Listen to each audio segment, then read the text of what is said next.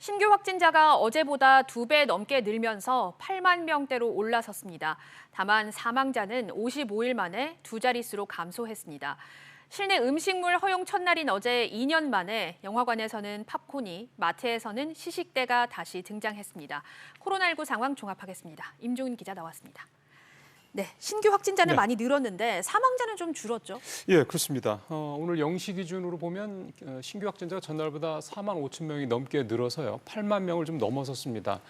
전날보다 2.3배, 그러니까 2배 넘게 늘긴 했는데 이거를 이제 일주일 전과 비교해 보면 3만 8천 명이 넘게 줄은 거고요. 2주 전과 비교해서는 13만 명이 넘게 감소한 수치니까 뚜렷한 감소세는 여전하다 재확인한 셈입니다. 네. 말씀하신 대로 사망자가 전날보다 30명 가까이 줄어든 82명을 기록했습니다. 지난 3월 초 이후 거의 2달여 만에 두 자릿수로 사망자가 내려왔고요. 위중증 환자도 전날보다 50명 넘게 줄면서 이제 600명대 초반까지 떨어졌습니다. 어제부터 실내 다중 이용시설, 그러니까 마트나 영화관에서 음식을 먹을 수 있게 됐는데 어제 첫날 풍경 어땠습니까? 예, 이게 2년 만에 팝콘 등의 각종 음식물이 판매되면서 영화관은 예년의 활기를 일부죠. 다소나마 완전히 정상화된 건 아니니까 좀 찾는 그런 모습이었고요. 근데 사실은 요즘에 학교가 중간고사철이라고 그럽니다. 그리고 또 월요일이다 보니까 관객들이 이렇게 많지는 않았습니다. 하지만 그래도 영화관을 찾은 관람객들은 일상 회복에 어떻게 보면 좀 소소한 기쁨을 좀 누린 그런 모습들이었고요.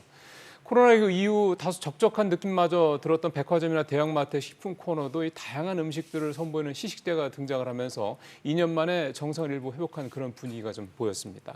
네, 그런데 또 먹을 때는 마스크를 벗었다가 그렇죠. 이후에는 또 마스크를 썼다가 그렇죠. 이렇게 해야 되는 상황이다 보니까 일부 우려의 목소리도 좀 나오고 있다고요. 예, 아무래도 이제 팝콘이든 시식 음식이든 실내에서 먹는 거지 않습니까? 그렇죠. 그러다 보니까 판매원도 그렇고 먹는 고객도 그렇고 좀 방역이 소홀해질 수 있다 이런 우려감들, 그런 상황들이 사실 곳곳에서 발생을 했습니다.